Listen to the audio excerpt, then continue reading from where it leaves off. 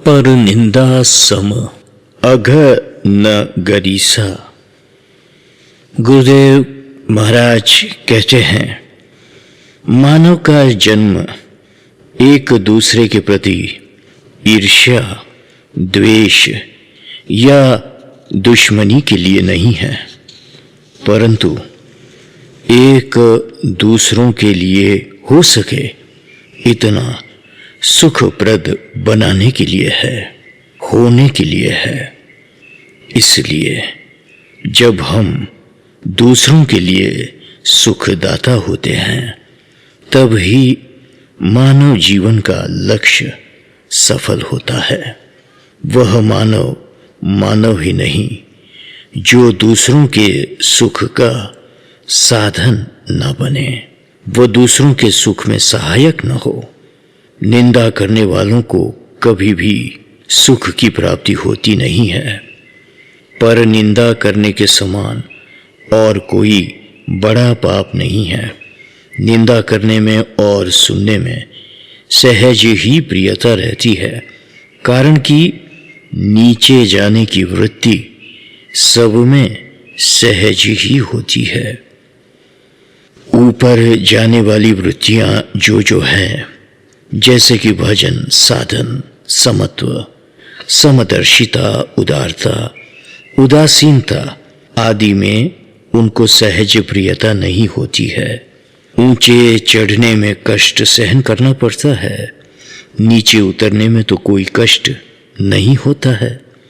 पानी को कितना ही ऊंचे स्थान पर चढ़ा दो, वहां से भी वो नीचे की तरफ ही बहने लगेगा। निंदा वृत्ति भी नीचे की तरफ बहने वाली है।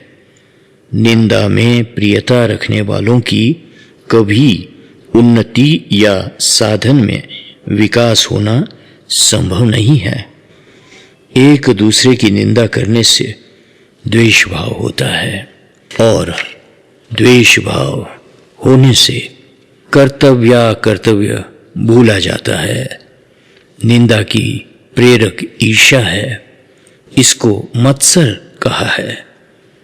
अपने से ज्यादा आगे बढ़े हुए को देखकर, अपने से ज्यादा सुखी को देखकर ईर्ष्या करना ये अत्यंत अहितकर है। ईर्ष्या से निंदा करने लगता है तो इसमें अपने ही अशांति, उद्वेग और जलन के पात्र बनते हैं। जिसके अंतःकरण में ईर्ष्या की अग्नि जलती है, उसको प्रसन्नता की, शांति के, आनंद का सुख ही कहां।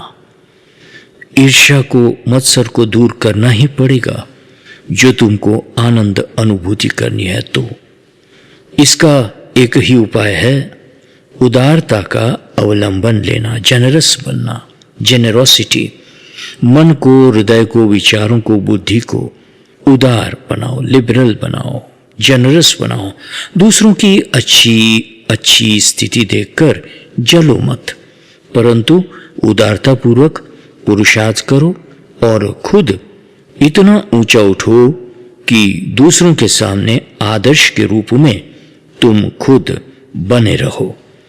उदार चरिता नाम तू वसुधैव कुटुंबकम, और सिया राम मैं सब जग जानी, करऊ प्रणाम जोरी जुग पानी। ईर्ष्या से छूटोगे तो निंदा वृत्ति से भी छूट पाओगे। ईर्ष्या से प्रेरित होकर किसी के ऊपर मिथ्या दोष आरोप करना, इसके समान और कोई अधमता नहीं है। तुमको जो सुख दुख प्राप्त होते हैं, ये तुम्हारे ही कर्मों के फल के रूप में तुम्हारे पास आए हैं। दूसरों ने ऐसा किया और मुझे दुख दिया, ये धारणा करके दूसरे निर्दोष के ऊपर मिथ्या दोष थापना महान नीचता है और भारी पातक है।